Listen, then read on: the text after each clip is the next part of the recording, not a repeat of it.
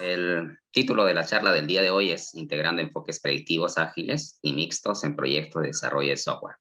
Esto básicamente lo he seleccionado porque gran parte de mi experiencia profesional de estos últimos 20 años están orientados a lo que es el desarrollo de software, ¿no?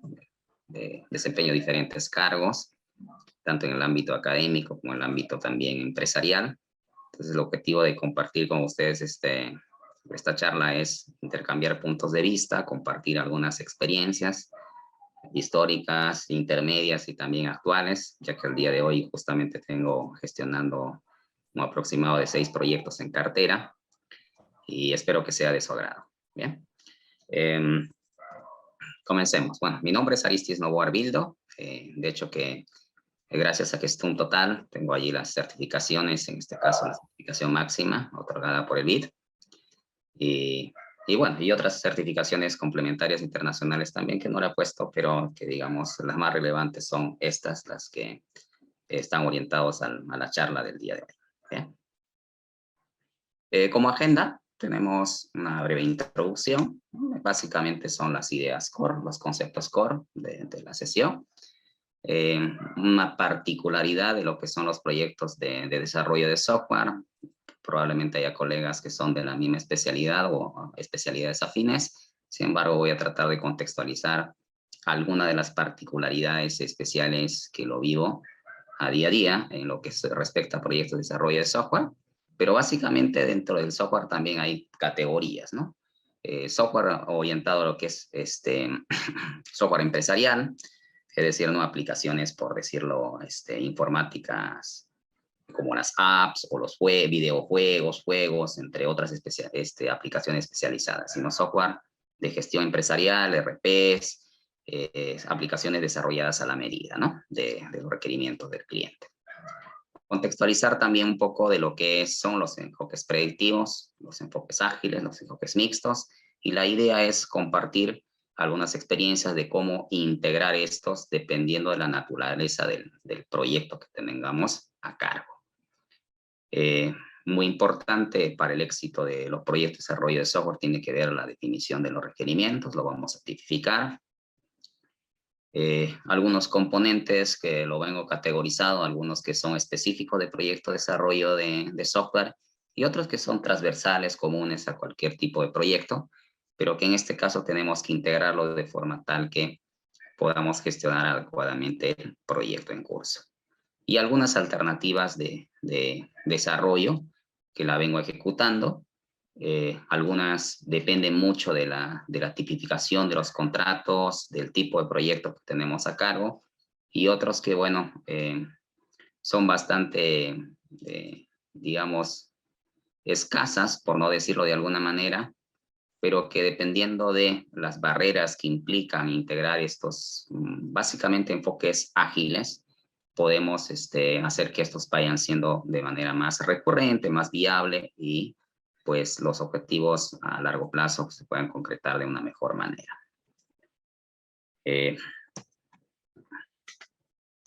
Bien, los conceptos core de discutir el día de hoy es el predictivo, que como ya lo sabemos, están orientados a proyectos que tienen un alcance definido, que tienen costos definidos, que tienen tiempos definidos, hay toda una planificación exhaustiva previa a la ejecución del mismo, que no es que sean malos, realmente hay muchos proyectos que se ejecutan por la naturaleza que conllevan estos, pero a su vez también por los temas contractuales, por la forma de cómo vienen trabajando las empresas, de la forma de cómo manejan los equipos de desarrollo de software, por ser básicamente ingenieros de informática, sistemas o ingenieros afines, programadores, desarrolladores, entre áreas de especialización bastante comunes en un grupo, digamos, técnico específico, ¿no? Pero por el otro lado también enfoques ágiles, frameworks, que vienen a la otra arista, por decirlo de alguna manera, que si bien es cierto tienen una serie de ventajas, corrigen muchos errores, desacoplan muchas restricciones del enfoque predictivo, pero que no siempre son fáciles de implementarlo tal como debería de ser, digamos, respetando los principios, los pilares, respetando las ceremonias, respetando los roles que conllevan este enfoque alternativo, que al final siempre como profesionales tenemos que buscar lo bueno de cada enfoque, lo bueno de cada metodología, de cada framework, y llevarla a la práctica y ver si esto funciona o no funciona, ¿no? Y ir acumulando pues las experiencias que nos permitan tomar las mejores decisiones, ¿no? Entonces, en este otro contexto viene lo que es el mixto, el híbrido, ¿no? Integrar ambos enfoques dependiendo de la naturaleza del proyecto, ¿no? Y el otro concepto tiene que ver con lo que es desarrollo de software, ¿no?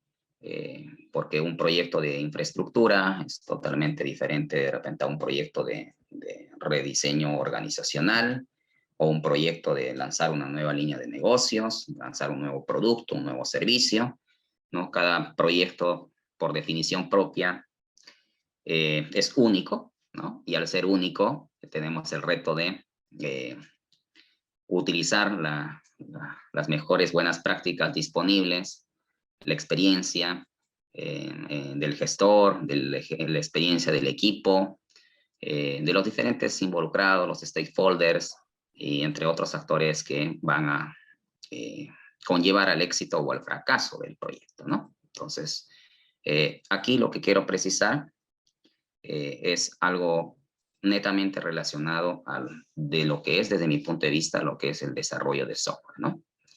Personalmente lo defino como una disciplina muy compleja. Lo vivo a día, lo he vivido en mis primeras etapas de formación profesional. De hecho, que el tema de ingeniería de software o desarrollo de software por general no es una disciplina muy antigua, ¿no? Es una disciplina cambiante, ¿no? Tiene mucho que ver con los avances tecnológicos y eso lo sigue manteniendo bajo esta contextualización de lo que se define como complejo, ¿no? Pero debido a que defino como complejo el tema de desarrollo de software, principalmente porque los requerimientos son cambiantes, ¿no? Hay una frase acuñada ahí, lo que es el VUCA, pero estos requerimientos de por sí son cambiantes porque obedecen al crecimiento empresarial, obedecen a las estrategias empresariales que, por no decirlo de manera constante, los CEOs, los gerentes, ¿no? Los emprendedores, los profesionales, tienen que redefinirlo de manera muy continua. Ya no es antes que hacíamos un planeamiento estratégico empresarial de repente de 5 años, a largo plazo, mediano plazo, ¿no? Corto plazo, y a ver, ahora sí comienzo a ejecutar mis estrategias y esperar los resultados, ¿no? No funciona así el mercado el día de hoy, también lo vivo de manera muy cercana, donde planificamos cosas, ejecutamos y vemos que en el camino no funciona, o en su defecto la competencia está haciendo lo mismo, ¿no? Copiando, mejorando, y pues ya nuestra estrategia que tenía ciertos objetivos a largo plazo se ven mermados y en algunos casos hay que tomar la decisión de rediseñarlas, ¿no? Y parte de ello es que cada negocio, cada empresa tiene que redefinir muy continuamente sus estrategias de negocio, su modelo de negocio, y eso a su vez genera los cambios en los requerimientos de las aplicaciones, de los sistemas y de los softwares en general, ¿no? Esto ha hecho que también el ciclo de vida de software, antes tranquilamente una empresa podía invertir una fuerte cantidad de dinero a un periodo de 10 años, de 5 años, ¿no? De 3 años al día de hoy prácticamente su ciclo de vida es de un año, año a dos, de un año a dos, ¿no? Y esto nos sucede mucho porque, como le menciono, los temas del modelo de negocio, la estrategia empresarial, tiene que cambiar para sobrevivir en el mercado cambiante, ¿no? Por el otro lado, también hay una alta expectativa de los usuarios.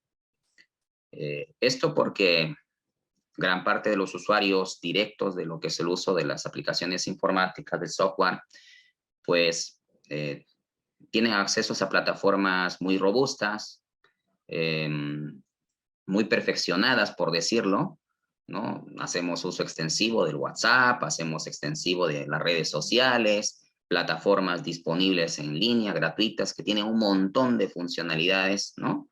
Y que cambian de manera muy continua. Entonces, cuando tenemos que desarrollar software a la medida, software empresarial, pues los usuarios esperan muchas de estas características que son desarrolladas por empresas bastante grandes, que tienen un alto nivel de investigación y desarrollo, innovación, ¿no? Son equipos altamente especializados y hay una curva de aprendizaje muy fuerte a largo plazo.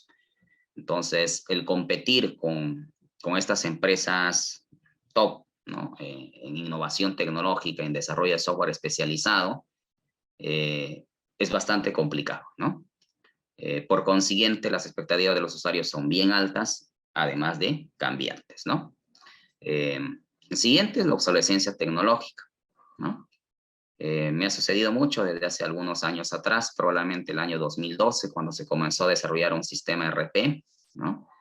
Buscábamos las últimas tecnologías, desarrollamos, lo implementamos, comenzamos a buscar clientes, se implementó en su momento, pero pasado un par de años, 3, 4, ya las tecnologías con las cuales hemos desarrollado esas aplicaciones, ese software en general, ya perdió su vigencia, ¿no? Eso del 2012, 2014. Hace 5 años, el 2017, 2018, desarrollamos otro sistema especializado.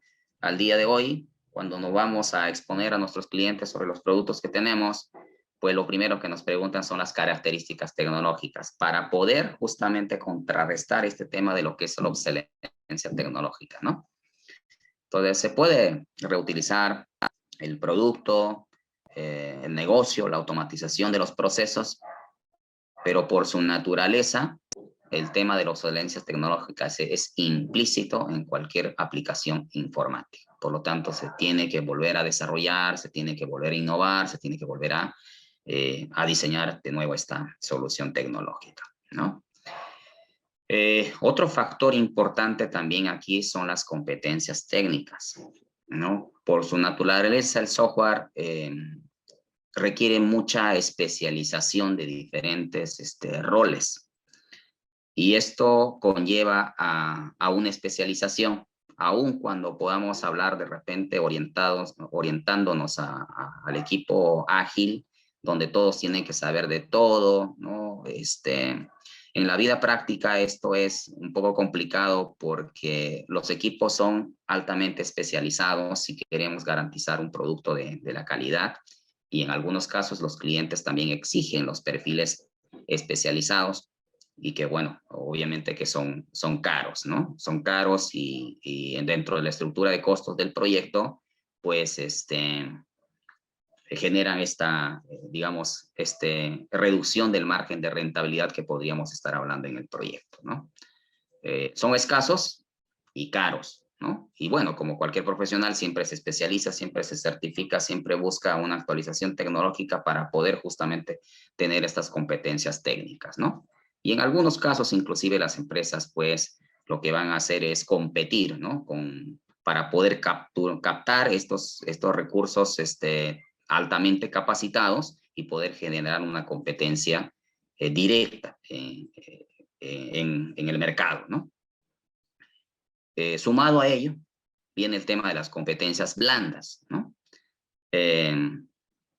Mucha necesidad de manejar muy adecuadamente el tema de comunicación formal e informal, ¿no? Claro, la comunicación formal probablemente se maneje por formatos, en los contratos, algunos otros documentos ya preestablecidos, pero la comunicación informal, que es la que nos permite negociar en el día a día, ¿no? Manejar los riesgos en el proyecto, pues tengo que decirlo y tengo que ser enfático eso, lamentablemente por la formación que tenemos, en nuestro caso la mayoría de los ingenieros es lo que menos dominamos, entonces ahí tenemos un punto débil, digamos, que ajustar, ¿no?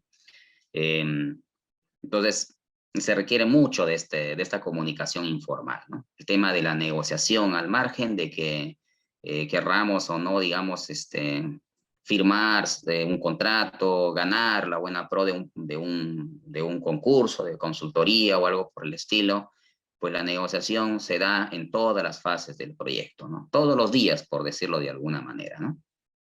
Interna y externa. Entonces, tenemos que ser técnicos, tenemos que estar actualizados tecnológicamente, tenemos altas expectativas del usuario, los requerimientos cambian por la naturaleza del negocio y hay que seguir competitivos, ¿no? Y por el otro lado hay el tema del liderazgo en los equipos que tenemos a cargo y otras competencias blandas que requieren ser canalizadas oportunamente para garantizar el éxito del proyecto, ¿no? Y hay algo que a veces se descuida, es el tema de lo que es liderazgo tecnológico, así es como lo defino, ¿no? Y les explico por qué. Porque muchas veces en las oficinas de tecnología de información, por lo menos acá en Perú, o similares, los que toman las decisiones sobre los proyectos que se van a desarrollar son los CEOs, los gerentes de tecnología de información o equivalentes, y que tienen que obedecer presiones de la alta dirección, particularmente en el sector Estado, disposiciones de los gerentes generales, de los directores, de los presidentes de directorio, ministros, viceministros, alcaldes, cualquier autoridad, que en muchos de los casos desconocen todas estas características de lo que implica desarrollar un software, ¿no? De lo que les estoy explicando, ¿no? La complejidad, ¿no? La necesidad de tener un equipo técnico muy bien consolidado, de que los requerimientos cambian y que son parte de la realidad, de que siempre hay ciertas falencias en muchos de los equipos, por la naturaleza de la formación universitaria, por la experiencia, por diferentes factores. Entonces terminan aceptando proyectos que no son viables en los tiempos, que no son viables en los presupuestos, que no son viables en los alcances, ¿no? Aceptando proyectos que desde su concepción, ya son fallidos, ¿no? O sea, el software lo necesitamos para ayer. El software lo necesitamos en una semana. El software lo necesitamos ya porque es mi resultado de mi gestión. Entonces ahí va lo que yo defino el liderazgo tecnológico, donde esta persona que al final tiene que decirlo, no señor, está equivocado, no señor, sí puedo hacer esto, pero bajo estas condiciones, a veces por las líneas de autoridad o por la dependencia que tiene en ese momento en la organización, no puede manejar adecuadamente este requerimiento de alto nivel y se traslada a todo el equipo generando todo un conflicto interno, toda una cadena de falsas expectativas, de incumplimientos, por supuesto, que al final generan a veces problemas ya de relación con el cliente, ¿no? Lo vivo al día de hoy, ¿no? Y en algunos casos tengo que ser muy enfático, cerrarme en los temas contractuales del proyecto, negociar en la medida que sea posible, pero bueno, lo puedo hacer esto porque estoy en una institución privada, ¿no? Es muy difícil hacerlo en una institución pública porque eso depende de los cargos, de los puestos de confianza y otros factores, pues, que al final condicionan, ¿no? Las restricciones del proyecto. ¿Eh? No sé si hasta aquí tienen alguna consulta, alguna inquietud. Esto es, desde mi concepción, la complejidad en lo que implica el desarrollo de software, ¿no? Que veo varios mensajitos por aquí, no he estado tomando nota de repente por aquí. No son saludos nada más, ¿no? Sí, Aristes, seguro al final de la ponencia habrán Bien, preguntas. ok, Gracias. continuemos entonces. Bien, gracias. Bien, ¿y esto a qué nos lleva? Bueno, ya sabiendo la complejidad de lo que implica desarrollar software, tenemos estas dos alternativas tradicionales, ¿no? Contextualizados en lo que es el triángulo de hierro, ¿no? predictivo, alcance, tiempo y costo fijo, y pues con eso hay que sacar adelante el proyecto, ¿no? Yo lo defino como blanco, o podría ser negro o viceversa. El triángulo ágil, donde, bueno, tengo tiempo y costo fijo y el alcance es variable.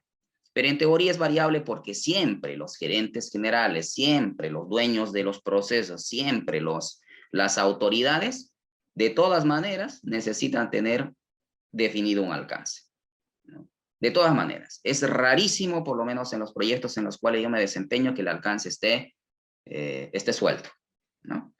Y también lo vivo en carne propia porque si alguien me pide presupuestos, alguien me dice que va a desarrollar algo, lo que tengo que ver es en qué tiempo, cuánto me va a costar, cuál es el beneficio de negocio o el valor que me va a agregar, y eso también es el alcance del proyecto, ¿no? Entonces aquí tenemos estas dos aristas, es blanco o negro, pues eso no es cierto en ningún proyecto real de desarrollo de software, ¿no? Lo puedo decir por la experiencia que vivo. Probablemente algunos de los presentes hayan tenido otros casos, pero en mi caso no es así. Siempre se mueven por alguno de los lados. Así que no puedo manejar ni de manera predictiva al 100% y tampoco ágil al 100%. Entonces lo que buscamos es manejar un híbrido donde se pueda combinar lo mejor de ambas partes, ¿no? Claro, dentro de las restricciones del proyecto como tal. Yo diría que esto va a depender de la naturaleza del proyecto, va a depender inclusive dentro de lo que es proyectos de software, en muchos de los casos depende de los temas contractuales, del tipo de cliente que estemos manejando.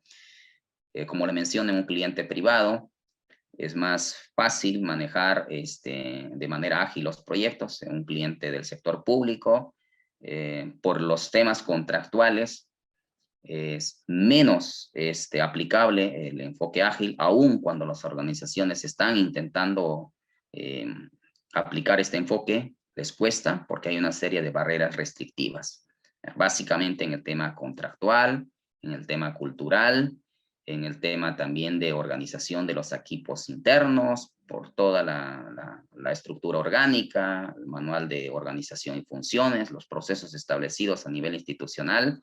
Todo eso condiciona a que aplicar el enfoque ágil sea mucho más complicado. Entonces, la idea es un híbrido. Algunos proyectos aplicarán de manera predictiva, algunas fases del mismo serán de manera predictiva, otras serán de manera ágil, y esto no es que sea 50% de cada uno o 30-70, no hay una estadística de por medio, va a depender mucho de la naturaleza del proyecto y la experiencia también del project manager de por medio. ¿Bien? Entonces, esto es el core, digamos, de la sesión del día de hoy. Bien, pero ¿cómo sé si voy a aplicar el enfoque A, el B, el C, un híbrido o algún otro método alternativo? Eso va a depender mucho de de este componente clave de lo que son los requerimientos.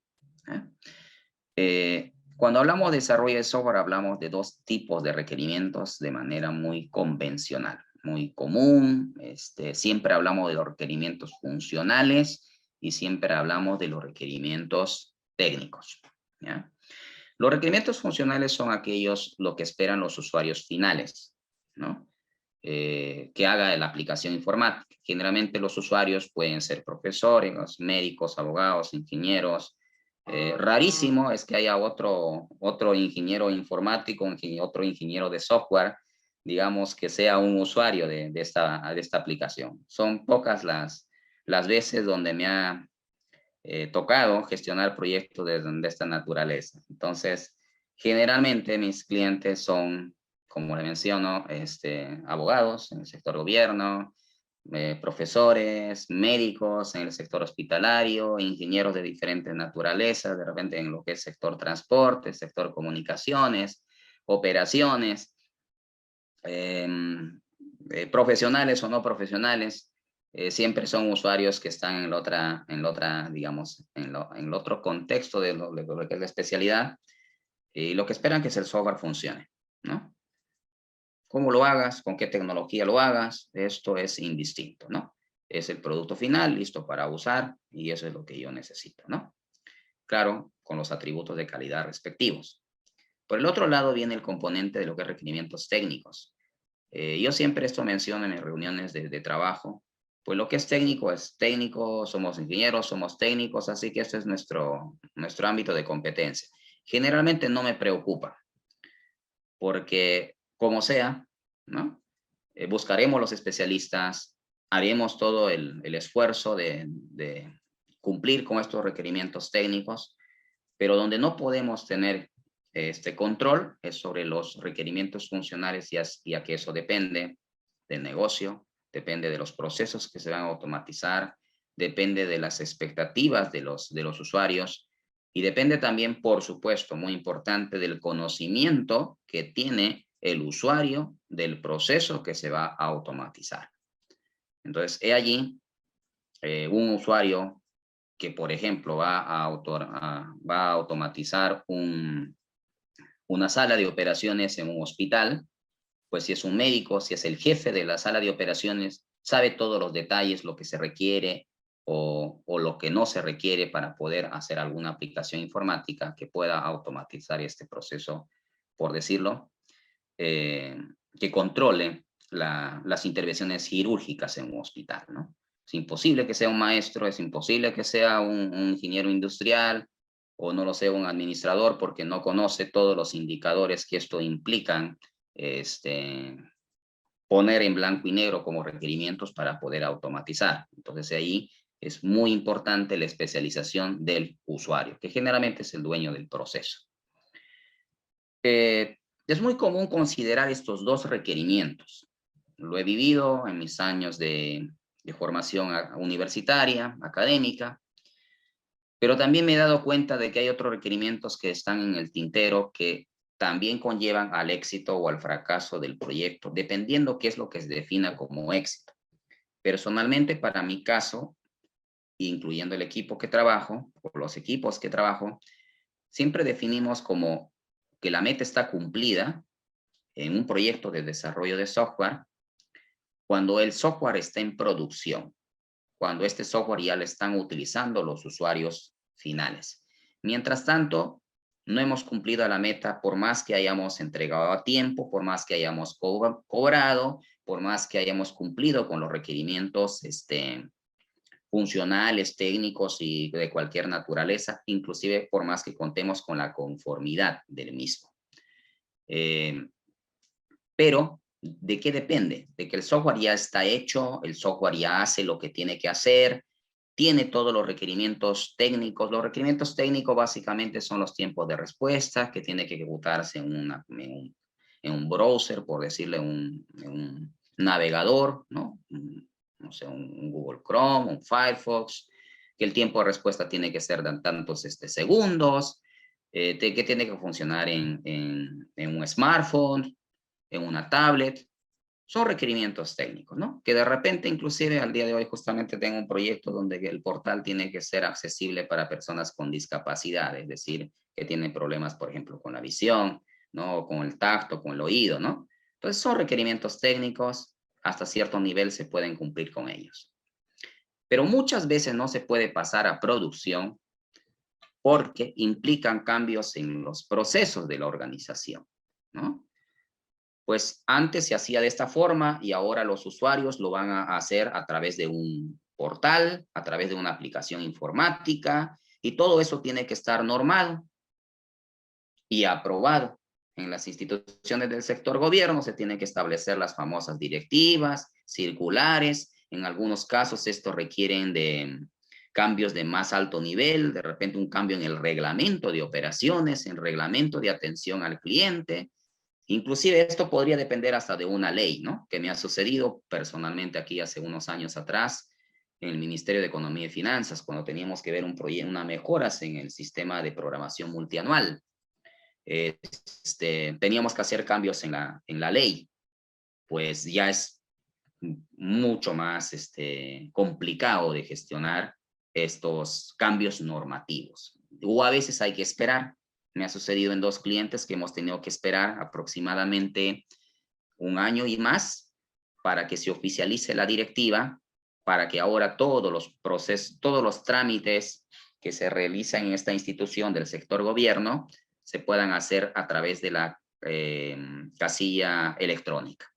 Bien, pero lo que quiero dejar claro aquí es que convencionalmente se manejan estos dos requerimientos, los funcionales y los técnicos, y nos olvidamos de los requerimientos normativos, que podría ser técnico también, pero por su naturaleza siempre tienen la opinión de la asesoría jurídica, tienen la opinión de otros actores que no forman parte directa del proyecto, por eso es que estimo conveniente dejarlo en una tercera categoría. Básicamente son de temas normativos, procedimental, ¿no? ¿Ok?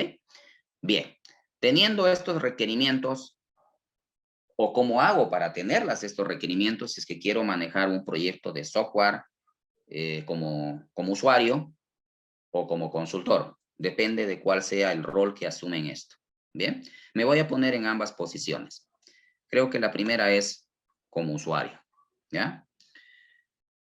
Y aquí tenemos un reto muy importante, porque estos requerimientos se tienen que documentar. Y existen una serie de restricciones para la elaboración de estos requerimientos contractuales. Lo más común en los proyectos de desarrollo de software, por lo menos acá en Perú, de hecho que debe haber sus equivalentes en otros países, son los famosos términos de referencia. Generalmente estos están orientados a una categoría que son los de productos, que son los servicios. Un servicio de consultoría, un servicio de desarrollo del aplicativo tal. En Perú se tipifica servicios o bienes. Cuando son bienes, entran a otra categoría de documento que se conoce como las especificaciones técnicas. El producto final va a ser un bien que va a pasar como parte de los activos de la empresa. Bien. Y en algunos casos, dependiendo de la naturaleza del proyecto, podríamos hablar también de una especificación técnica de obra, o podríamos hablar inclusive de una especificación técnica equivalente, ¿ya? Pero los más comunes son estos dos primeros. Y de hecho que por la naturaleza, como lo menciono, en otros países también, de repente por ahí intercambiamos experiencias o comunes en ello, de su equivalencia o tipificación similar. Bien. Pero el problema es que esto se tiene que hacer antes de... Es decir, si voy a desarrollar un proyecto, si necesito desarrollar un software especializado para tal o cual cosa y tengo que sacar presupuesto, me tienen que asignar un presupuesto, tengo que definir qué es lo que va a hacer este software. Tengo que proyectarme a largo plazo, ¿no? Y ahí vienen una serie de restricciones. Es por eso que he incluido la palabra restricción.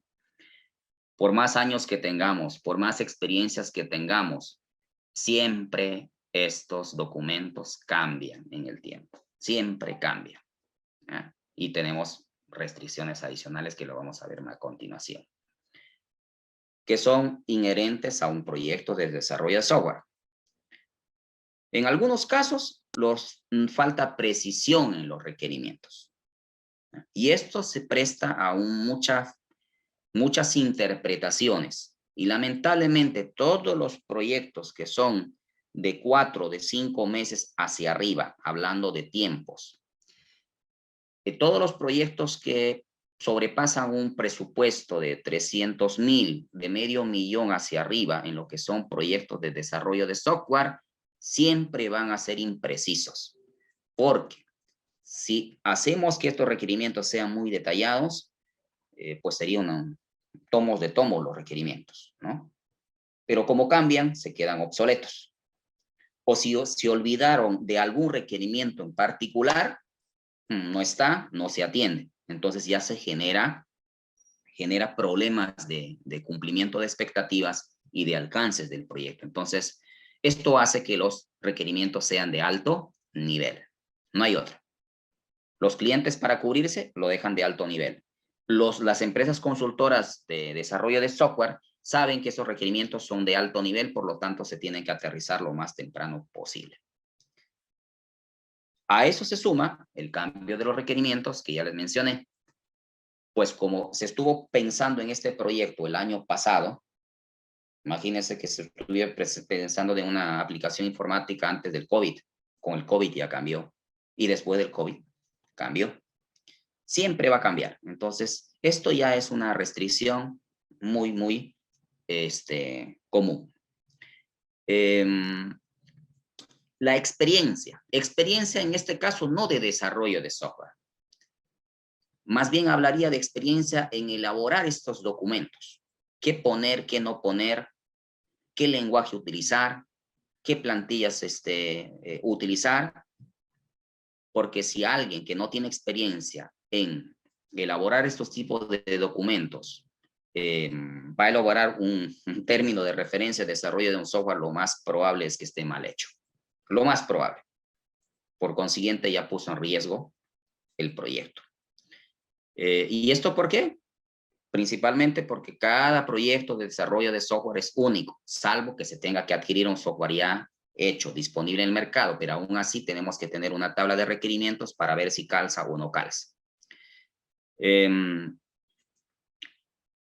Antes, en el sector Estado, el tema de rotación era bastante fuerte, pero hoy en día también lo es en el sector privado. Así que las personas que tienen experiencia en ciertos tipos de proyectos, pues debido a la competencia, a las mejores expectativas salariales, a las mejores condiciones de trabajo, siempre se van a dar este tema de rotación de personal. Por consiguiente, el factor experiencia es un recurso crítico para elaborar adecuadamente estos documentos, pero sin embargo, pues es la que menos contamos en los proyectos mismos.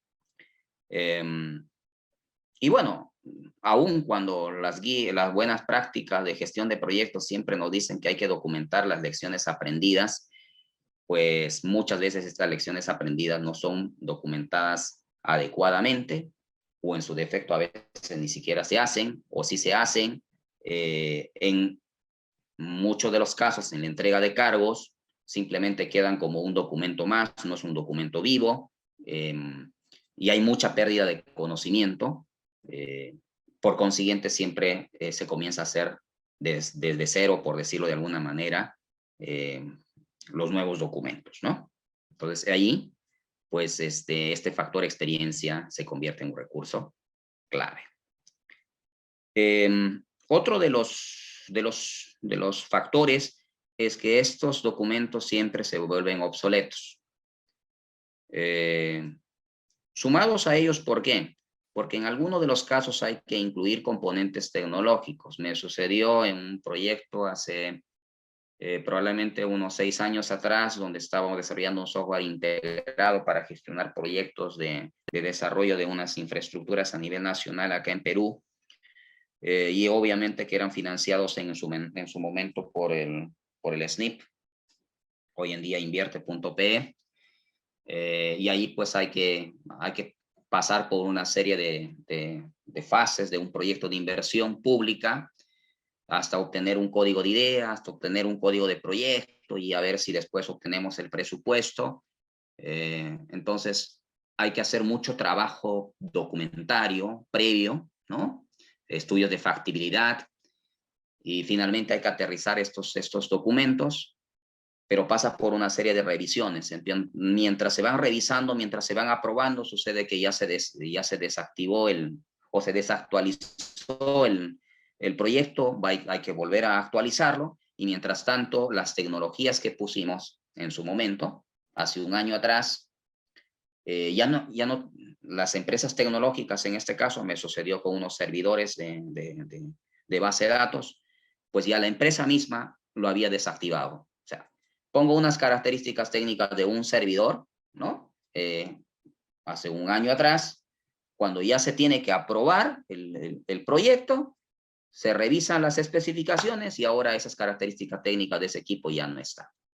Y si nos descuidamos, debido a que esto es un documento en general, lo vamos a ver en el siguiente, es como la Biblia, cuando sacamos ya concurso público, cuando son proyectos grandes, pues vienen 50.000 observaciones, porque los proveedores lo que van a identificar son falencias en estos documentos para justamente hacer observaciones a las bases o hacer observaciones al concurso, poner por decir ciertos candados para que ellos puedan ganar o la competencia pueda perder.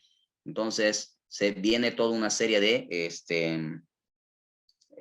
inclusive ya responsabilidades administrativas, contractuales, el proyecto se cae y todo, pues se fue, por decirlo ya, a hoja cero, ¿no? Entonces, este tema de obsolescencia es muy común.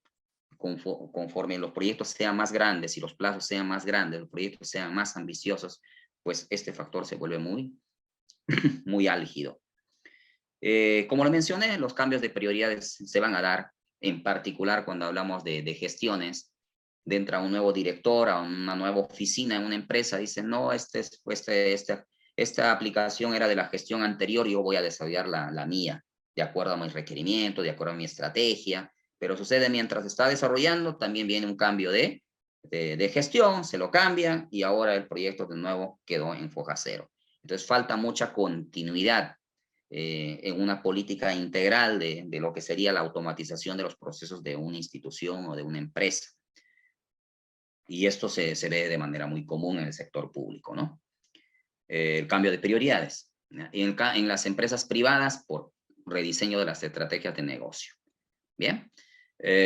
Entonces, el estar con un documento en hoja blanco, como lo puse ahí en el cuadernito del lado izquierdo, y ir hacia un documento terminado en el lado derecho, y que pues sea preciso, que no hayan cambio de requerimientos, que haya sido hecho por un equipo con amplia experiencia en ese tipo de proyectos, predecir el tema de la obsolescencia tecnológica, que no haya cambio en las prioridades, que se mantenga a largo plazo, que la estrategia no cambie, que el modelo de negocio no cambie, pues son supuestos, ¿no? Son muy, muy complejos de mantener a largo plazo.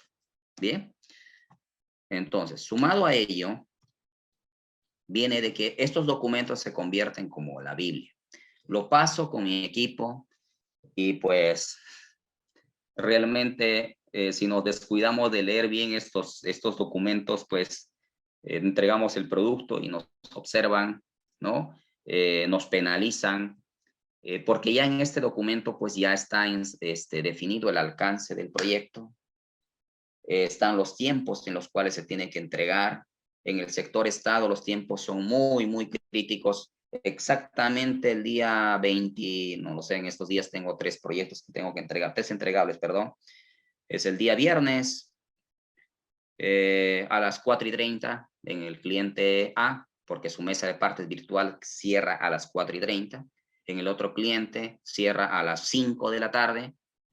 Y quizás en el otro, bueno, si es 24/7, digamos que se puede entregar a cualquier hora del día. Pero un minuto más, simplemente no se entregó a tiempos, corre al siguiente día y obviamente que habrá una penalización de por medio, ¿no? Pero no solamente es entregar a tiempo, sino que tiene que cumplir el ABCD, el checklist de todo lo que está en el TDM. Aunque esté mal, hay que entregarlo, porque si no se entrega, pues hay penalizaciones, ¿no?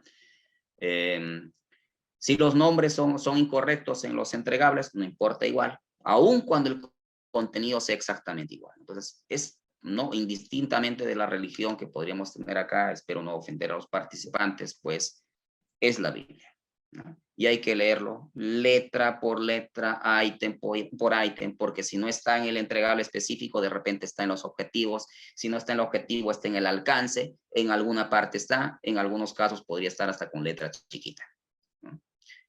Generalmente no están los costos porque los costos va a depender de la mejor oferta posible.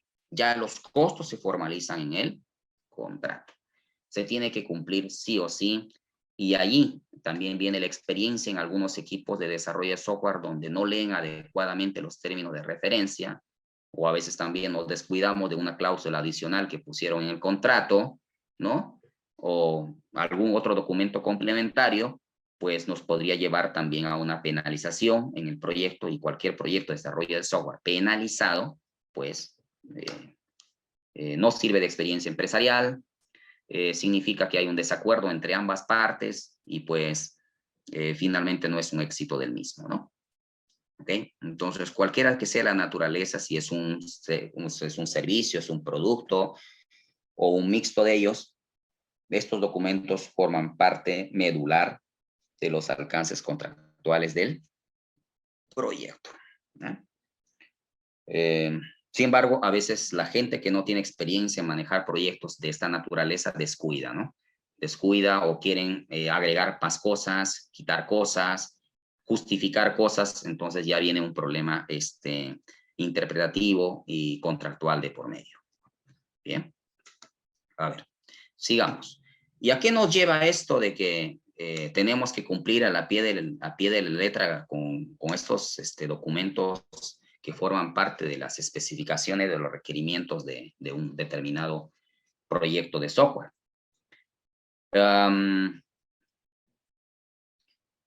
Prácticamente es cumplir o no cumplir.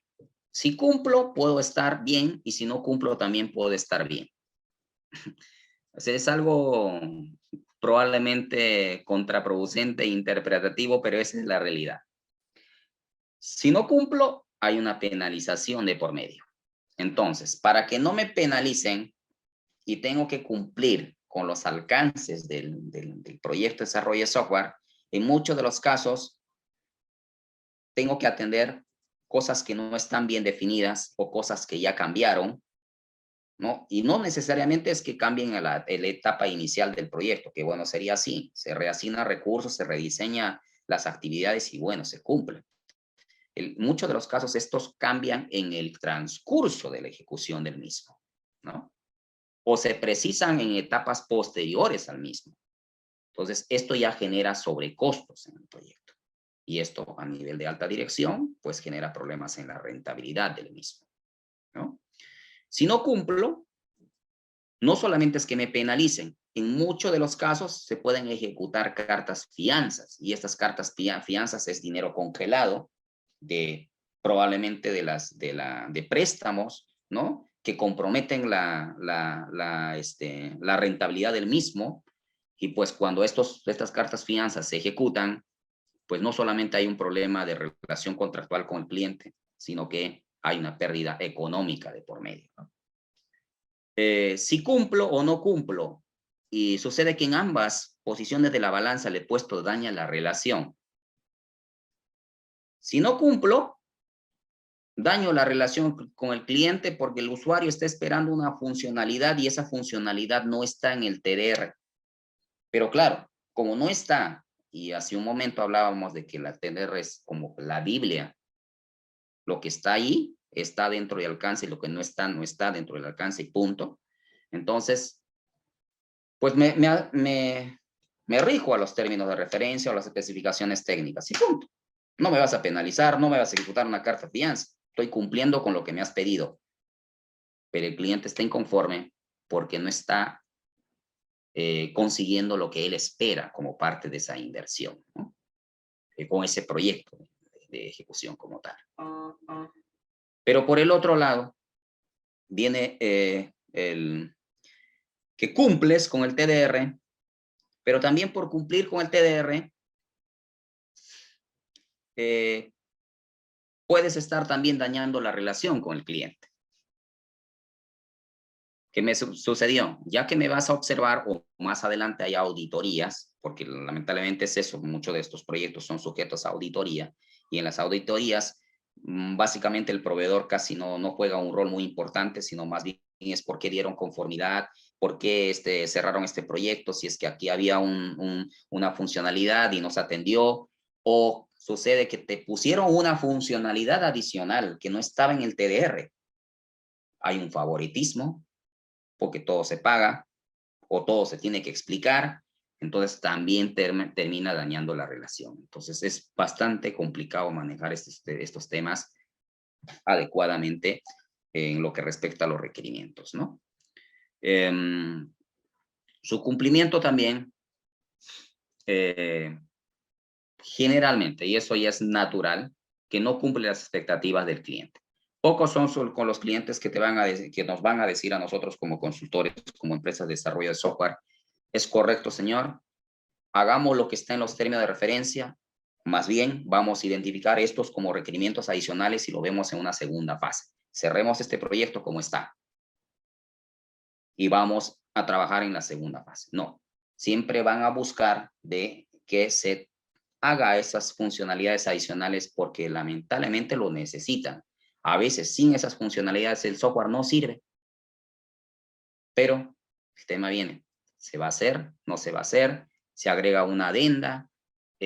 Agregar una adenda significa hacer todo un informe técnico de por medio y eso implica identificar responsables. Y generalmente los responsables son que hicieron mal los documentos anteriores. Bien, entonces esto nos lleva al dilema cumplir, cumplimiento no necesariamente es el éxito del proyecto, como lo menciono. Genera sobrecostos, daña la relación con el cliente, no cumple las expectativas del cliente. Es complicado decirlo, pero esa es la verdad. Si incumplo, también daño la relación, pongo en riesgo el tema de pérdidas económicas, ¿no? O sanciones monetarias y penalizaciones de por medio. Entonces, es un reto muy complicado de mantenerse en el mercado bajo esta naturaleza de proyectos de desarrollo de software. Ahora yendo un poquito más a lo que es qué hacer entonces para gestionar este tipo de proyectos, ubico dos componentes. ¿Bien? Componente de gestión, que inicialmente inclusive viene de una propuesta, ¿no? Si quieres hacer un software con tales o cuales características, esta es mi propuesta, esta es mi experiencia empresarial, estos son los tiempos, estos son mis costos y listo, ¿no? Y bueno, comenzamos a negociar, ¿no? Agrega, quita, solamente tengo esto, lo quiero para tal fecha, se puede, no se puede, negociación. Si todo llega bien, o en el caso del sector gobierno, concurso, ¿no? Hago todo mi expediente hasta mi concurso de bases, lo publica una plataforma en este caso el OCE en Perú, y concursen los proveedores, total, ahí están todos los requerimientos que se tienen que cumplir, alguien ganará, ¿no? Si es que no se observan, obviamente, ¿no? Se firma el contrato, puede ser una orden de servicio, si es un servicio, valga la redundancia, y una orden de compra, si es un bien, eso ya depende de la naturaleza que quieran tipificarlo como activo o no en la empresa, y lo que es la gestión propiamente dicha, en este caso va muy de la mano con la guía del PMBOK, pero podrían variar, podrían los términos ser diferentes, pero siempre va a haber un inicio, una presentación formal y un cierre del mismo, las planificaciones respectivas, su ejecución propiamente dicho, y pues su seguimiento, monitoreo, comunicación, entre otras cosas, ¿no? Y finalmente, posterior al cierre, es la conformidad del mismo, ¿no? Pero ya es un tema administrativo, ya no es del proyecto como tal. Generalmente la conformidad aquí, le defino es que le vamos a solicitar una cartita, ¿no? Un documento que diga que el proyecto tal se cerró dentro de los tiempos, que no hay penalidad y eso sirva como experiencia para otro proyecto de la misma naturaleza. Bien. La ejecución es la que está aquí al lado derecho, ¿no? Es desglosada. Todo proyecto de desarrollo de software siempre necesita definir sus requerimientos, que lo hemos discutido o lo hemos detallado de muy, digamos, creo que a nivel de bastante profundidad en las láminas anteriores. Los requerimientos se analizan, ¿no? Se diseñan, aquí falta un diseño y programación en realidad, porque el diseño y el desarrollo del mismo, acá falta un ítem que es la programación propiamente dicha. Bien, y la capacitación posterior a las pruebas, ¿para qué?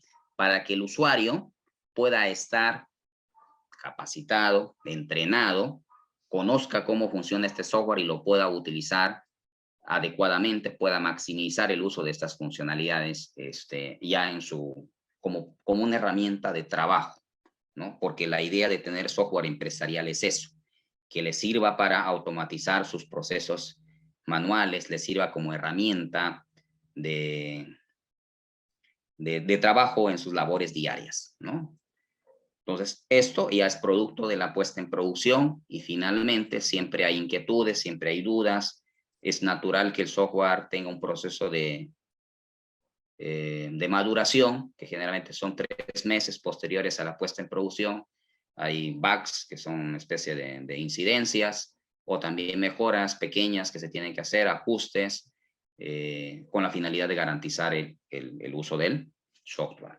Bien, entonces gestión por un lado, ¿no?, del proyecto como tal, y el desarrollo propio iterativo o cualquiera de las metodologías que se apliquen, que tiene su naturaleza, digamos, como tal, ¿no? Bien. Bueno, ¿y qué estándares, qué buenas prácticas tenemos para manejar estos proyectos? Bueno, en la parte de gestión de proyectos, pues podemos utilizar el estándar de PMI o la guía de PMBOK. Vamos a utilizar el PM4R, ¿no? Podemos utilizar el Prince2 o cualquier otro estándar como del APM-NG, International, y hay otras. Así que en términos de gestión de proyectos están, ¿no? Ya dependiendo de las particularidades, en algunos casos de las exigencias del proyecto, se puede optar por uno o por otro. Pero por el otro lado tenemos metodologías, ¿no?, frameworks, estándares, que están netamente orientados a lo que es desarrollo de software. El más clásico es el modelo cascada, el waterfall, ¿bien?, donde se maneja por secuencia. Cada uno de las actividades previas se va manejando fase sobre fase, ¿no? No digo que sea malo. De hecho que por la naturaleza explicada en los proyectos anteriores, no siempre los proyectos son exitosos en este modelo, ¿no? Generalmente son para proyectos grandes. Hasta el día de hoy todavía lo siguen utilizando a algunas empresas, en particular en el sector Estado, porque manejan consultorías para la primera fase, que es el input para la segunda, y así sucesivamente, y las inversiones son fuertísimas. Entonces lo que buscan es, bueno, lo que buscan es el éxito del proyecto, pero para garantizar ese éxito siempre manejan consultorías especializadas por cada fase, incluyendo consultorías de lo que es supervisión y seguimiento. ¿Ah? En algunos casos funciona, en algunos casos no. Va a depender mucho también, pues, de la naturaleza del proyecto y del equipo como tal, ¿no? Pero el equipo ya de supervisión por parte del cliente. Hay otra que es el Extreme Programming, que es programación extrema, que en este caso más se orienta a lo que es el desarrollo, ¿no? Y generar código funcionando, por decirlo de alguna manera, más desarrollo que menos análisis, menos diseño, pero que funciona en proyectos pequeños. En proyectos grandes no, porque se requiere mucho diseño de la arquitectura, mucha trazabilidad, integración. Los sistemas integrados son complejos, por lo tanto son poco probables hacer candidatos en este enfoque de desarrollo de software. Hace algunos años atrás, para ser más exacto, el año 2000, ya 20 años de por medio, se creó una metodología que contrarrestaba muchas en este caso, de las restricciones o flaquezas que tenía el waterfall o el modelo de cascada, y se creó el RUP, el Rational Unified Process. Este fue adquirido por IBM, perfeccionado. Obviamente que IBM es una empresa líder en el sector tecnológico, básicamente en desarrollo de hardware en su momento. Al día de hoy es más software, más estrategia, más business, más negocio. Creó esto, que en lugar ya de desarrollar en bloques en cascada, pues ya es lo iterativo, incremental, no tanto como Scrum, ¿no? Pero sí con sus roles, con sus artefactos y con toda una estructura bastante compleja. Ya no esperar que al final del proyecto tengamos el software funcionando, sino módulos funcionales progresivos y de manera iterativa e incremental, pero bastante complejo. Estas metodologías se siguen utilizando todavía hoy en día en los proyectos grandes, como le menciono, porque de hecho que necesitan justificar, inclusive en temas contractuales, lo que es el pago al proveedor por la documentación, por ejemplo, de análisis, ¿no? Que pueden ser 2 tomos, 3 tomos, ¿no? Entonces, esto ya contrarresta totalmente a uno de los principios que por ejemplo, aplica el desarrollo ágil, ¿no? Donde solamente nos enfocamos a documentación que agrega valor, ¿no? No es que diga sin documentación, pero claro, ahí viene el tema cultural que me ha sucedido en estos días con un cliente, bueno, el año pasado, en diciembre, para ser más exacto, ¿no? Tenía que imprimir el código fuente del software, porque si no lo entrego, para ellos pagar una fuerte suma de dinero por documentos, entre teoría, no se justifica, ¿no? Entonces es cultural, ¿no? Y como está en el contrato, hay que entregarlo como está, ¿no? No, pero es algo, es código y eso va a cambiar en el siguiente producto. Póngale usted, porque los términos de referencia lo especifican, pero además también porque no podrían estar pagando de repente por un documento de 20 páginas, pues una suma, digamos, de dinero respetable, ¿no? ¿Bien? Y por el otro lado hay otros enfoques maduros. Rational Unified Process, como le menciono, lo está soportado por IBM. Y el MOF es el Microsoft Operation Framework, que es un framework de desarrollo de software, en su momento manejado por Microsoft. Entonces, estas empresas top siempre han desarrollado sus frameworks, sus metodologías, y a su vez también han incluido sus productos comerciales, ¿no? Sus plataformas para automatizar esto. Bien, pero como con todo esto no se ha tenido mucho éxito en los proyectos de desarrollo de software por la naturaleza cambiante, pues aparecen otras alternativas, como el caso de estos frameworks que es Scrum, ¿no? Kanban, y sumado a ello que no he puesto estos frameworks Scrum y Kanban en general, cada uno tiene su naturaleza, pero es para proyectitos pequeños. Pero cuando ya se van a desarrollar grandes proyectos multidisciplinarios, transnacionales, por decirlo de alguna manera, pues estos frameworks ya no calzan dentro de eso, ¿no? Aún cuando haya Scrum de Scrums, entonces ya vienen otros frameworks que tienen una mayor aceptación en el sector finanzas, en el sector banca. Uno de ellos, por ejemplo, es el SAFe, ¿no? SAFe, LESS, y algunas otros enfoques que han venido desarrollando ciertas empresas tecnológicas, como por ejemplo Netflix, ¿no? Netflix, y algunas no la tienen, como el caso de Amazon, aún siendo una empresa tecnológica robusta, no aplica ninguna de estas porque tiene su propio, por decirlo, su propio framework, su propia metodología ad hoc de desarrollo de software, ¿no? Bien, teniendo esto, entonces, ¿qué hacemos nosotros bajo toda esta problemática previamente discutida? Temas contractuales de por medio, para garantizar el éxito del proyecto, teniendo varias alternativas. Las que generalmente yo vengo manejando, y depende de muchos factores, son estas. La primera, cascada, porque el cliente me lo dice.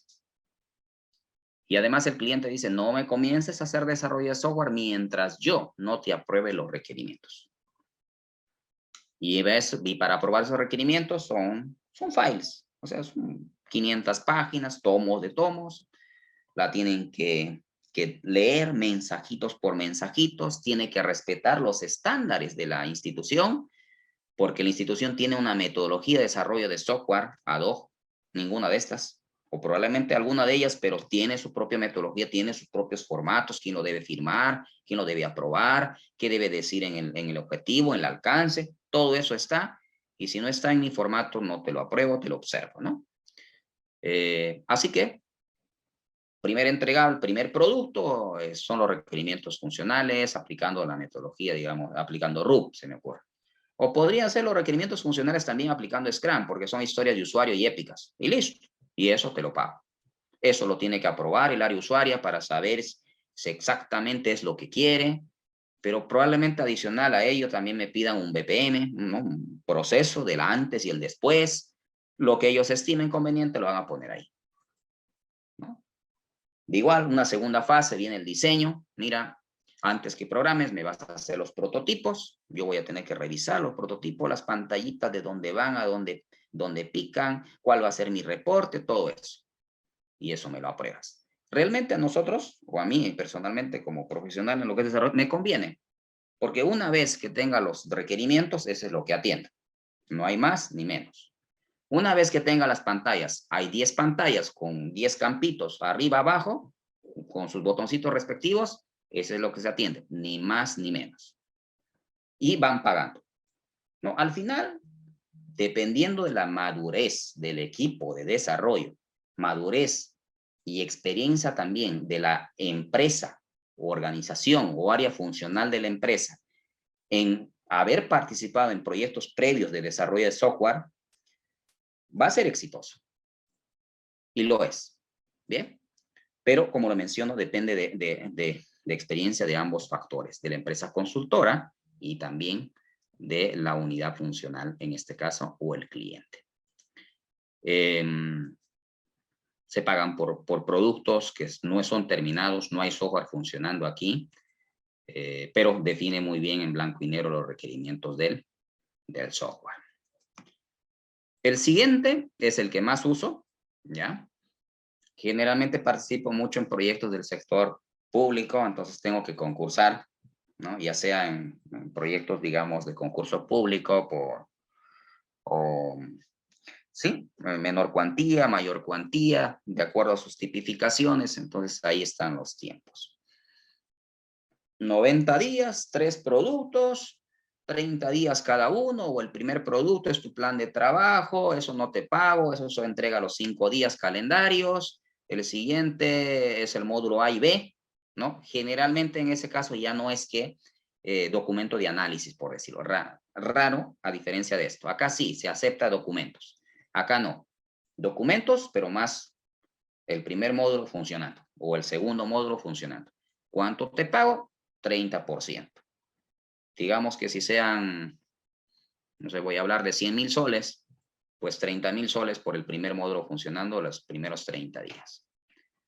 Su documentación, todo documentación técnica y de documentación de usuario, manuales, guías, videos, tutoriales y todo eso forma parte del producto. Listo, ahí está. Y así en cada entregable.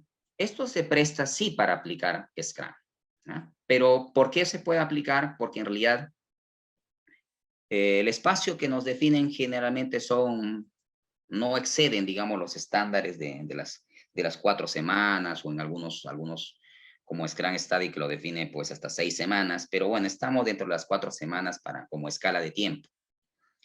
Y dentro de ello, básicamente hay una pila del backlog de PBI, por decirlo, que están en el TDR, pero como están en muy alto nivel, entonces agarramos del primero que corresponde al primer entregable, ya se comienza a priorizar, se manejan las reuniones de los dailies, por ejemplo, tanto con el cliente, es más, el cliente en muchos casos ya lo pide, que va a haber daily diarios. Antes pues teníamos una reunión de gestión cada 15 días y de repente otra cada 8 días, pero ahora sí, porque el cliente ya maneja estos términos ágiles y dice, bueno, ya te paso las historias de usuario o te paso las épicas o estas historias de usuario son muy grandes, hay que desglosarlas, hay que definir sus criterios de aceptación, términos ya muy comunes.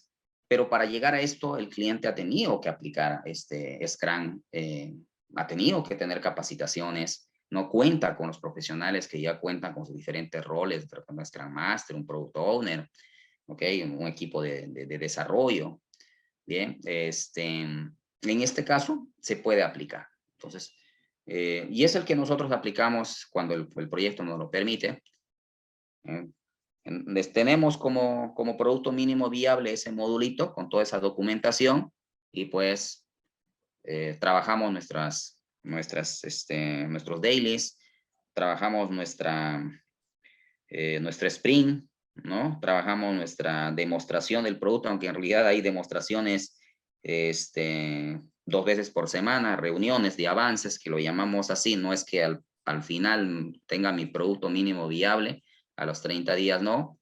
Generalmente ya los clientes para reducir sus riesgos también presionan para tener avances.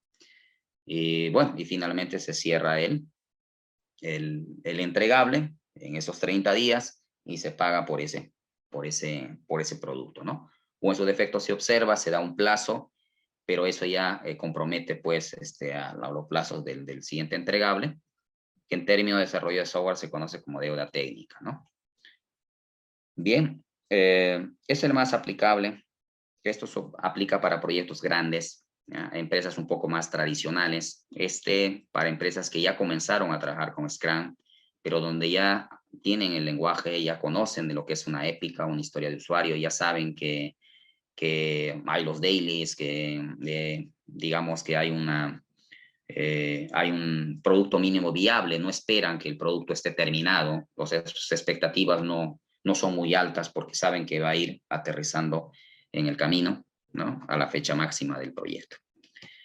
Y la otra alternativa es esta, ¿bien?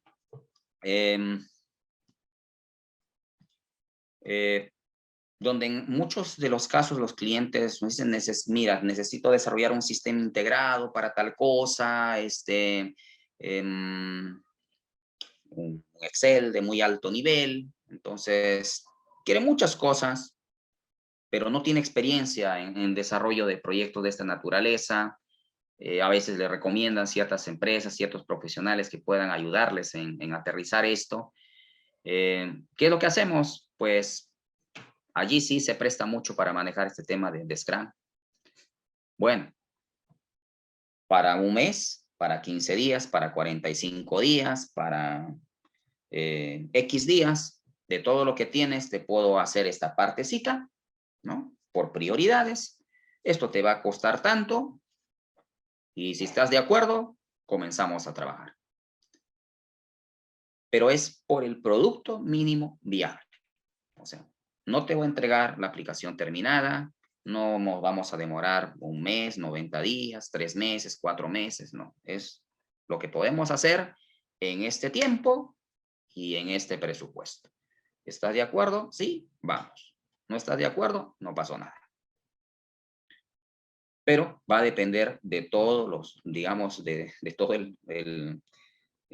los riesgos se asumen en ambas partes porque si no continuamos con el proyecto, pues no vamos a tener un producto terminado, ¿no? Entonces ahí va mucho de mantener la estrategia comercial del cliente, también la solidez de la empresa que va a apostar por comprometerse en este proyecto de desarrollo de software, porque si se combinan proveedores, se combinan estrategias, pues este es un proyecto también condenado al fracaso, ¿no? Que los hay mucho en el mercado, hay muchas inversiones de igual manera en esto, ¿no? Se quedó en la fase de implementación porque ya no hay presupuesto, ¿no? O quizás inclusive se canceló el proyecto porque quedó obsoleto, o también se canceló porque ya se penalizó al proveedor porque ya pasó el 10% digamos, de lo permitido contractualmente. Entonces se tiene que anular el contrato, ¿no? Y proyecto fallido. Esto es menos fallido, más exitoso, ¿no? Y esto de acá es más de riesgo y más de compromiso por ambas partes, porque también es cierto, un cliente no, o personalmente yo digo, voy a invertir un mes con mi equipo y el siguiente mes yo no sé si voy a continuar o no voy a continuar con ese proyecto, es un riesgo de continuidad, ¿no? Prefiero asumir un proyecto de esta naturaleza, que ya tengo un horizonte de 90 días, o y empujar hasta que se cierre, ¿no? Reducir los riesgos en este caso. Bien. Del anterior, es alcance, tiempo y costos por un producto mínimo viable, compromisos por ambas partes y continuidad en las siguientes etapas, por decirlo, del proyecto. Aquí es algo similar, pero como hay 75 días, por ejemplo, aunque más se adecua a lo que es Software Factory, por lo menos acá en Perú, pero no es tanto por días, sino es por horas. Bueno, y es más, ya hay unos estándares, digamos, el costo por hora de Software Factory, así que multipliquemos la cantidad de horas que necesito, y te voy a pagar por horas, que es el tiempo, el equivalente. Alcance, no lo sé porque eso va a ir cayendo de acuerdo a demanda. Y Y bueno, y el costo finalmente, porque es un costo por horas, te pago lo que consumes en horas.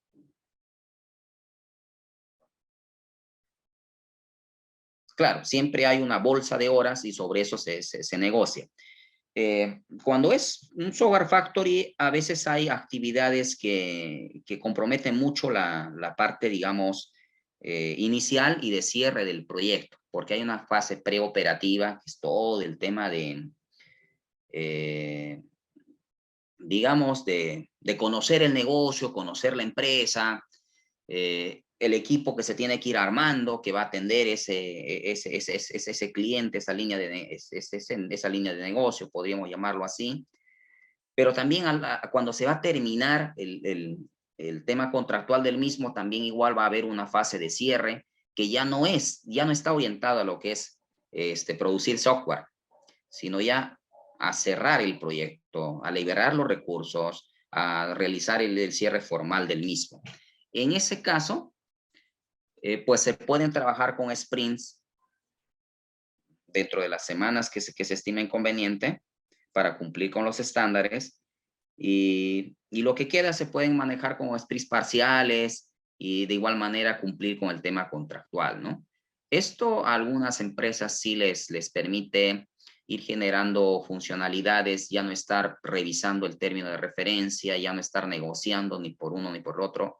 No hay problema, quieres tal funcionalidad, vas a invertir tales horas, termino de hacer esa funcionalidad, te sustento las horas y me pagas por ello, y se van consumiendo la bolsa de horas, digamos, preacordadas, sin necesidad de negociar, pues, costos por hora, como le menciono por un lado, funcionalidades, porque se pueden atender las funcionalidades dentro de esas restricciones de tiempo, y ya el cliente y el proveedor tienen que llegar de hecho con un acuerdo, hay mucha negociación de por medio, ¿no? No se presta para desarrollo de software, de proyectos así integrales, más es para solución de incidencias, mantenimiento de software, que es lo que lo llamamos acá en Perú, donde siempre los software que está en producción requieren mejoras, requieren corregir algunas incidencias y se tiene que atender. Y pues mientras armamos un término de referencia, mientras buscamos un proveedor, mientras seleccionamos el proveedor, pasan en algunos casos hasta meses, ¿no? Entonces, ya al contar con este mecanismo, sí nos permite atender los requerimientos de los usuarios a tiempo, ¿no? Y con el presupuesto respectivo también. Eso ha sido todo por mi parte. Estoy dispuesto a las consultas que puedan tener y espero que haya sido de su agrado, ¿no?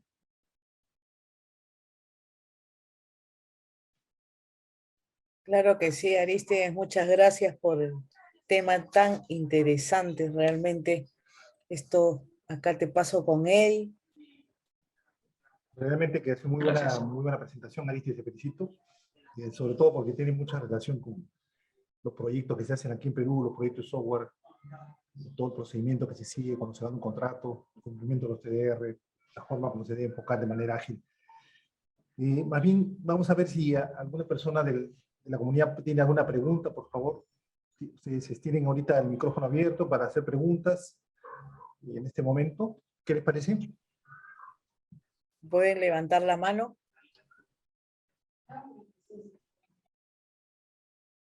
Yo no tengo una pregunta, pero sí un comentario, y es que es un tema muy real. Los proyectos se atrasan. Aristides lo expuso desde el punto de vista del sector privado, y nosotros desde el lado del organismo financiador vemos los atrasos de los proyectos, y por lo general desarrollar un software o contratarlo es muy difícil porque por lo general uno cree que quiere una cosa y que se puede hacer de esa manera. Y cuando te vas a la realidad, venís haciendo otra cosa totalmente diferente. No, pero si solo hace esto, si solo comunicarlo con aquí, unir este sistema con este otro.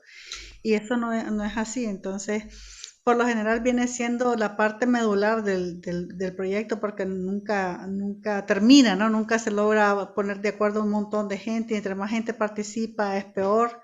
O sea, en el sentido de que más discusiones, difícil ponerse de acuerdo. Muchas gracias, Aristide. Me gustó la presentación y al ser un tema técnico y controlar pausado facilitó el entendimiento, la comprensión de tu exposición. Gracias. Muchas gracias, estimada. Sí, efectivamente, inclusive personalmente a mí mismo, inclusive me sucede eso, ¿no? Desarrollamos aplicaciones para uso propio y pues sí, o sea, esperamos tener en mente todos los requerimientos, es más, conforme vamos viendo necesidades, vamos tomando nota, se implementa y pues al par de meses ya se creó una necesidad adicional, ¿no? Y peor aún si es que esperamos el producto final. Cuando ya tenemos el producto terminado, recién comenzamos a ver mejoras, no es lo que esperábamos. Me sucede mucho a mí con los reportes de gerencia que literalmente los reportes que pido me duran 1 mes y medio, 2 meses y después cambian. Así que hacer un esfuerzo de 1 mes y medio, 2 para tener un reporte digamos, estándar, es cambiante, ¿no? Si lo vivo en carne propia, ¿no? Entonces, a veces trato de ponerme en la situación del cliente final, pero también es cierto que por los temas contractuales tenemos que cerrar el proyecto a tiempo y pues eso, de por sí, yo diría que es de naturaleza evolutiva, ¿no? El software va madurando, ¿no? Conforme se vaya usando, y también se va volviendo obsoleto en el tiempo, ¿no? Y es natural que hay que pensar que ese software también tiene un ciclo de vida y que vamos a tener que volver a hacer un desarrollo de nuevo desde cero, ¿no? En un periodo próximo realmente, ¿no? Los tiempos de vida se han reducido y es parte que debería de tener claro la alta dirección o las personas que toman decisiones sobre una inversión de esta naturaleza. Buenas noches, Arístides. Sí, buenas noches. Te habla Luz Rondán desde Paraguay. Nada más quería recalcar, ¿verdad?, la importancia de lo que es el relevamiento inicial en todo lo que sea desarrollo de software, ¿verdad? Porque normalmente lo que el cliente te pide y lo que vamos captando en lo que es el desarrollo en sí, generalmente está nuestra brecha, ¿verdad? Porque ellos, el cliente en sí, piensa en un producto y nosotros captamos, digamos, en una forma distinta. Y ahí es donde radica nuestro mayor problema en todo lo que sea desarrollo de software. Nada más eso quería acotar, ¿verdad? Sí, sí, totalmente de acuerdo. El tema de entender los requerimientos del cliente son muy complicados porque no hablamos el mismo lenguaje. Naturalmente cada uno tiene su mundo interno, ¿no? Como mencionaba en su momento la camarita, entonces, por más que querramos comunicarse de la mejor forma posible, que va a depender mucho de la experiencia del analista encargado de determinar los requerimientos y también la experiencia previa del usuario ya en proyectos similares de desarrollo de software, eso va a contribuir mucho, pero si por ambas partes no se cuenta con esa experiencia suficiente, hay algunas estrategias, personalmente yo utilizo mucho el tema de los prototipeos, que no lo he discutido el día de hoy, pero o sea, y comienza a usar lo más temprano posible el aplicativo. Inclusive todavía no funciona, pero por lo menos vas a ir cliqueando, ¿no? Vas a ir viendo las pantallitas, cargando data real, porque probablemente cuando ya se comienza a cargar data real, sucede que los campos son muy pequeños, o además de esto necesitaba lo otro. Entonces, cuanto más temprano sea el involucramiento del usuario final a un software no funcional, ni siquiera un producto mínimo viable, sino un prototipo que pueda interactuar, ¿no? Hay herramientas que nos permiten hacer eso hoy en día, se va a poder ir reduciendo esta tarea compleja de lo que es la definición de los requerimientos de un software en particular, ¿no? Totalmente de acuerdo, estimada. Tal cual, gracias. Muy amable.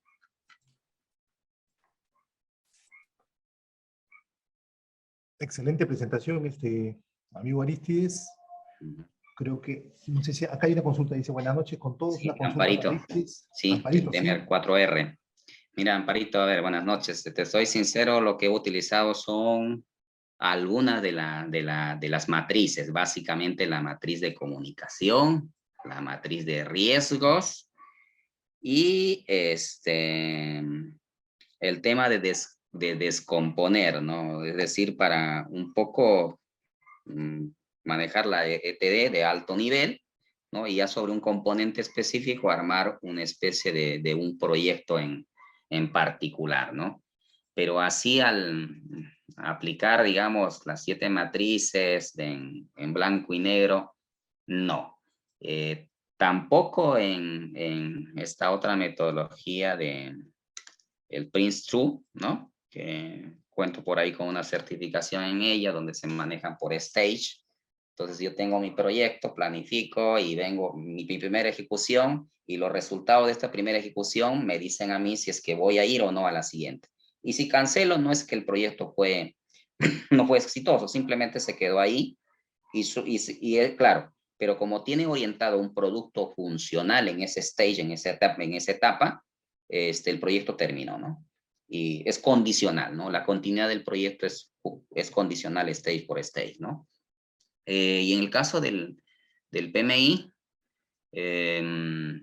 también igual, siempre utilizo algunos, por decirlo, sí, en la parte de gestión, lo que es inicio, planificación, ejecución, seguimiento, monitoreo, control, pero como parte de la gestión macro del proyecto y específicamente en el proyecto de desarrollo de software, incluye la metodología que esté utilizando el cliente. Si es Agile, esto, ¿no? Por cada entregable del proyecto. Y si es Waterfall, básicamente RUC, de acuerdo también al entregado del proyecto. Pero en general, como el entregado del proyecto ya está asociado a una fase del mismo, manejamos digamos, esa forma de trabajo, ¿no?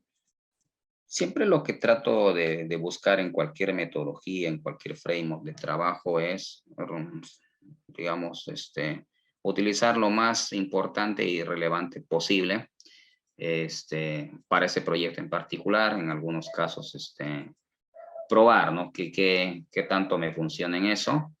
Y también ver por el otro lado la aceptación del cliente, ¿no? En este caso justo tuve quizás aprovechar esta ponencia también un poco para en equipo ver cómo comunicamos mejor, ¿no? Porque un cliente, justo cuando le entregaba el acta de inicio del proyecto, el Project Charter, para ser más exacto, me condicionaron, ¿no? Me condicionaron llevarlo exactamente a la guía del PMBOK, ¿no? Aun cuando tenía lo necesario, inclusive en comunicación externa le decía, pero esto yo lo manejo con cliente A, con cliente B, con cliente C. Sí, pero acá nosotros trabajamos con esto. O sea, tienes que ceñirte a lo que dice la guía del PMBOK y eso es lo que te va a aceptar mi gerente, ¿no? Sí.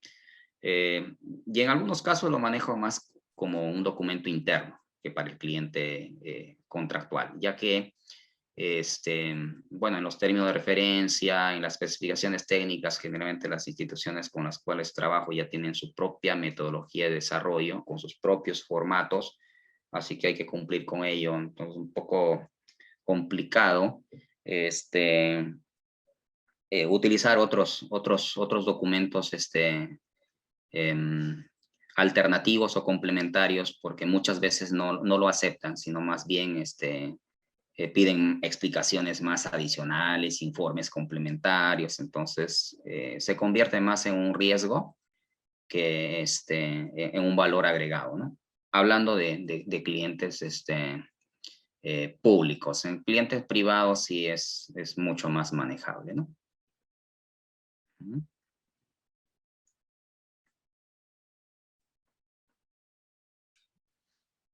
Excelente, Aristides. Amparito te agradece por tu compartir. Muchas gracias. Creo que has hecho una excelente ponencia. Vamos a darle un fuerte aplauso a Aristides. Esta noche nos ha compartido su experiencia. Gracias, Aristides. Gracias a todos. Excelente, Aristides. Estoy a su disposición aporte de para la cualquier comunidad. consulta. Y me imagino que Eddie vas a compartir ahí la presentación por si sea necesario de repente ahí. De todas precisar maneras, algo. Ujú. sí, el video y la presentación tienen que ser Listo, compartidos, listo. como siempre. Ahora que sí les pido, Beatriz, lo que pueda, activen su cámara para tomarnos la foto de siempre, la foto final. A ver, sí, un ratito. Empezamos, tomamos la foto. A ver. Bueno, amigos, vamos a tomar la foto de este viernes. Ya está avanzando el año rápidamente, no estamos 28 de enero. Se nos va el mes de enero, ya entramos a febrero la próxima semana, así que espero que les haya ido muy bien en este mes. Un gusto verlos a todos. Y listos, vamos a tomar la foto. 1, 2, 3. Una más. 1, 2, 3. Muy bien, amigos. Así Gracias, muchas amigos. Buenas noches. Cuídense. Cuídense. Gracias. Nos vemos el próximo Gracias. viernes. Buen fin de semana. Buenas noches con todos. Un bonito fin de semana. Gracias, cuídense, Gracias. cuídense. Muchas gracias. Buenas Gracias, noches, Aristides. Gracias a todos. Chao, Ricardo. Buenas noches. Chao, Pablito. Que anden Cuídense, bien. cuídense. Chao, Ceci. Chao. Muchas gracias, Aristides. Gracias, amigos. Gracias, Cuídense todos. Aristides. Buenas noches. Chao, María Buenas Elena. noches. Buenas noches, amigos. Bye, Ceci. Buenas noches, Chao, Eddie. Milton. Buenas Chao, noches, María Gino. Elena. Nos vemos. Chao, Elenita. Chao, chao. Chao, Eddie. Chao, Ceci.